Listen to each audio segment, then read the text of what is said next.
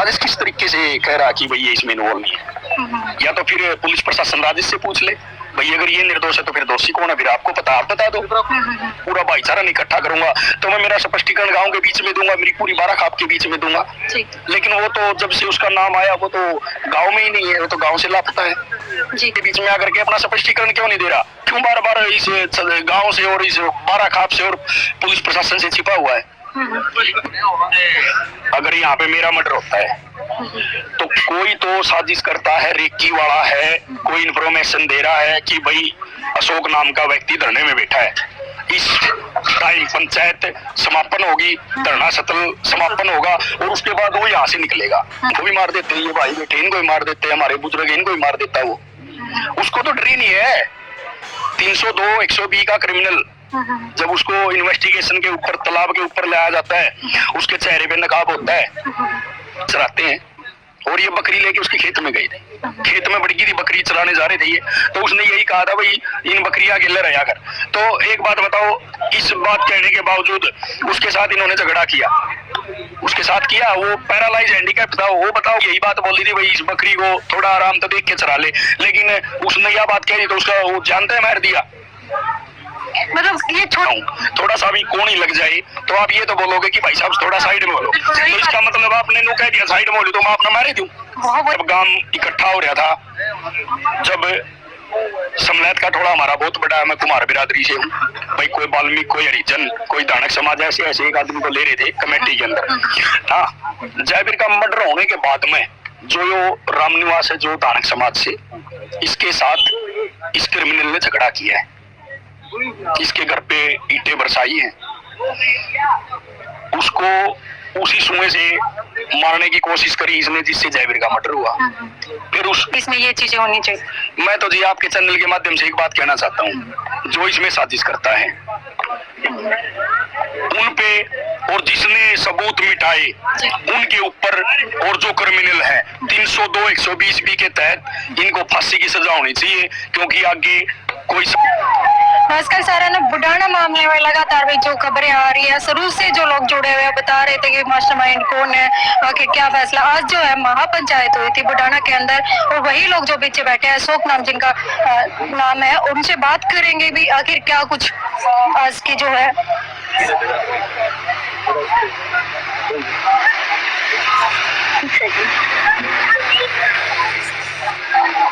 तो आज महापंचायत हुई तो क्या कुछ फैसला लिया गया? उसमें जी हमारे जो बारां खाप की कमेटी थी, गांव की कमेटी थी, एसपी साहब के पास गई थी, तो एसपी साहब ने दोबारा जांच करने का आश्वासन दिया है। नहीं, कहीं ना कहीं लग रहा था कि पुलिस प्रशासन साथ नहीं दे रही, अब तो पुलिस प्रशासन भी आगे आ चुका है, तो क्या लगता है कि क्या कार्रवाई करेगा, किस तरीके से करेगा? जब एसपी साहब ने आश्वासन दिया कार्रवाई का, तो कार्रवाई करेगा ही। अगर नहीं करेगा तो वो तो बात का फैसला है। हमारी कमेटी ने आप अभी यहाँ पे बताया भी था, आप सभी पत्रकार साथियों ने वीडियो बनाई भी थी, तो वो तो आगे का फिर कमेटी का फैसला होगा जी। लगातार खबर आई थी मास्टरमाइंड ये है, आज कहीं ना कहीं उस पे भी टारगेट हो गया, या कहें कि प्रशासन ने एकदम सख्त कार्रवाई करने का फैसला भी ले लिया। देखो, इसमें एसपी साहब की भी एक बदनामी का ही वो है भाई, वो भी अगर इसमें मास्टरमाइंड भी इन्वॉल्व है, तो एसपी साहब ने जब आश्वासन दिया दोबारा कार्रवाई करने का, तो एसपी साहब भी उसको भी नहीं बख्शेंगे, कार्रवाई तो उसके ऊपर भी होगी भाई, उसकी कॉल डिटेल भाई, जो भी उसके प्रति एविडेंस जो मिलेंगे, अगर वो आरोपी है तो एसपी साहब ने सीधा खुला आश्वासन दिया भाई जो भी इसमें इन्वॉल्व होगा उसको मैं बख्शूंगा नहीं, उसको जेल की सलाखों के पीछे करूंगा जी। कहीं ना कहीं मास्टरमाइंड का सीधा नाम राजेश आ रहा था, तो क्यों लग रहा था कि राजेश ही मास्टरमाइंड हो सकता है इसके पीछे?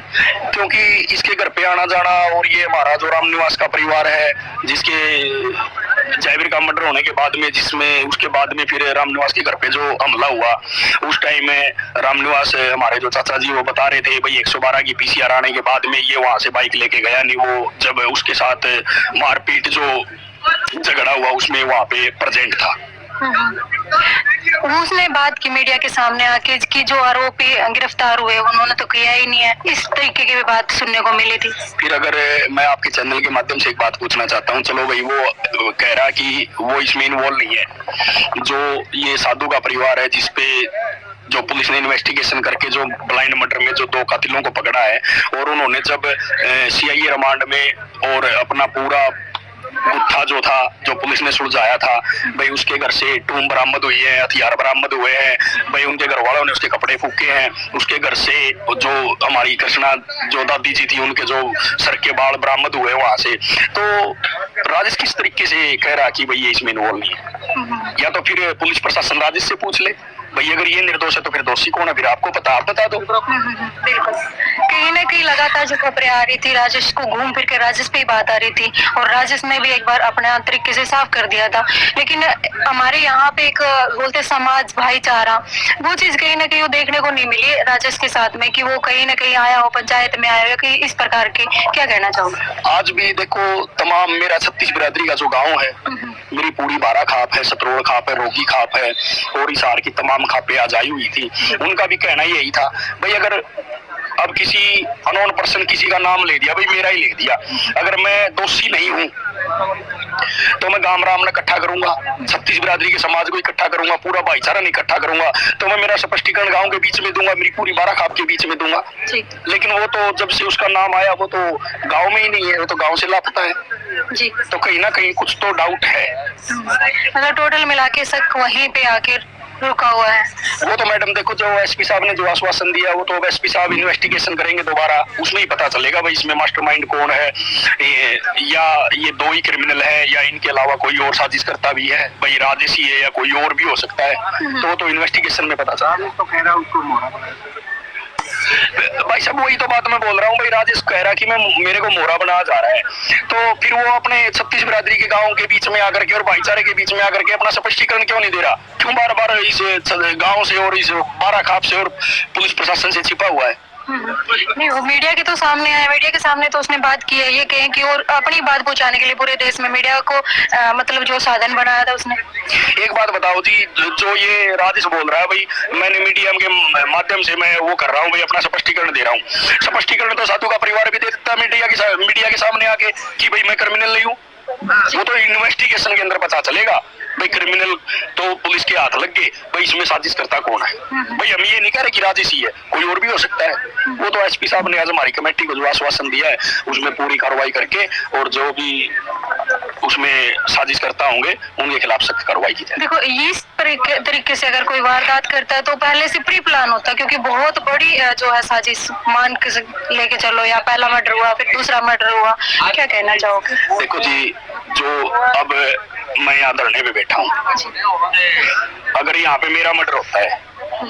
तो कोई तो साजिश करता है, रेकी वाला है, कोई इन्फॉर्मेशन दे रहा है कि भाई अशोक नाम का व्यक्ति धरने में बैठा है, इस टाइम पंचायत समापन होगी, धरना सत्र समापन होगा और उसके बाद वो यहाँ से निकलेगा। तो हमारी दादी जी जो नारनंद गई थी सामान लेने के लिए, वो 2:54 या 53-52 पे 3 बजे से पहले जो बस आती वहां पे उतरी है, जो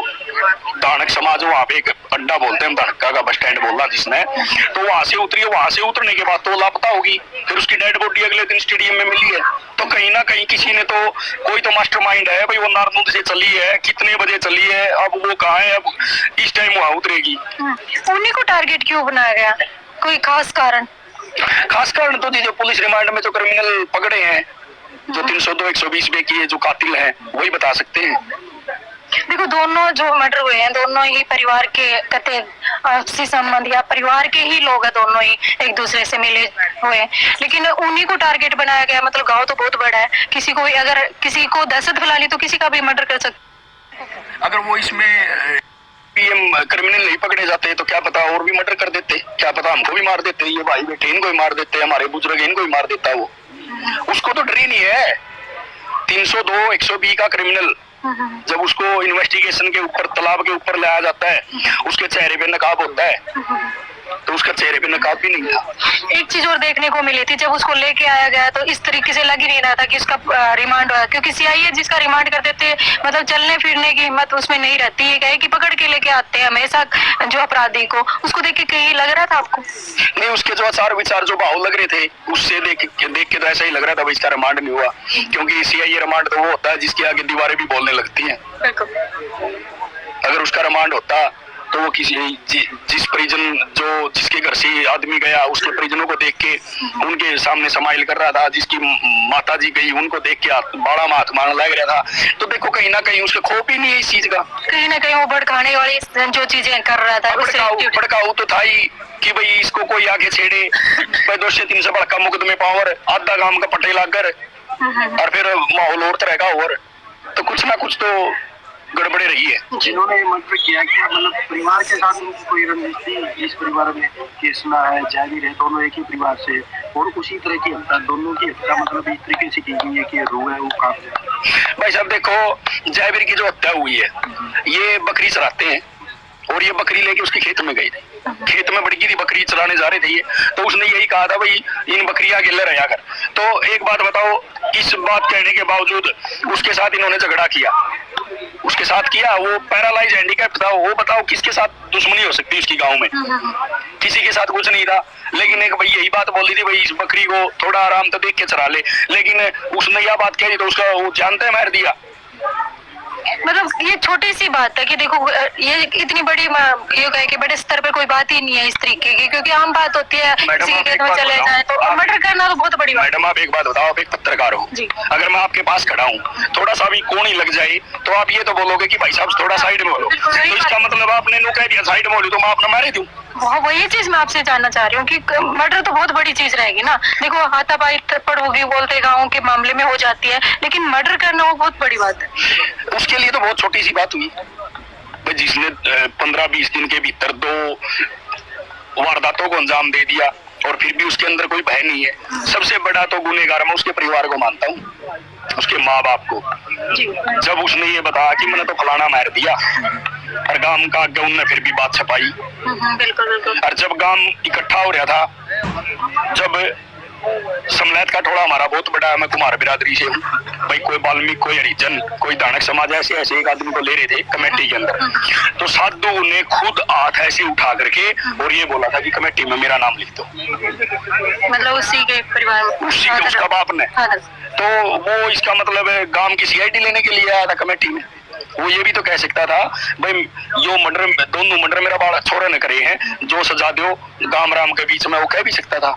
लेकिन घरवाला ने बात छपाई। वो तो पहले मर्डर के बाद भी बोल सकते थे, वो चीजें बता रहे कि पहले मर्डर के बाद भी घर गया है, वो बातें घर में भी चलेगी। और राजेश भी उस टाइम उनके घर पे था, ऐसी बातें सुनने में आई। भाई साहब देखो जिस टाइम जयवीर का मर्डर हुआ ना, जयवीर का मर्डर होने के बाद में जो रामनिवास है जो दानक समाज से, इसके साथ इस क्रिमिनल ने झगड़ा किया है, इसके घर पे ईंटें बरसाई हैं, उसको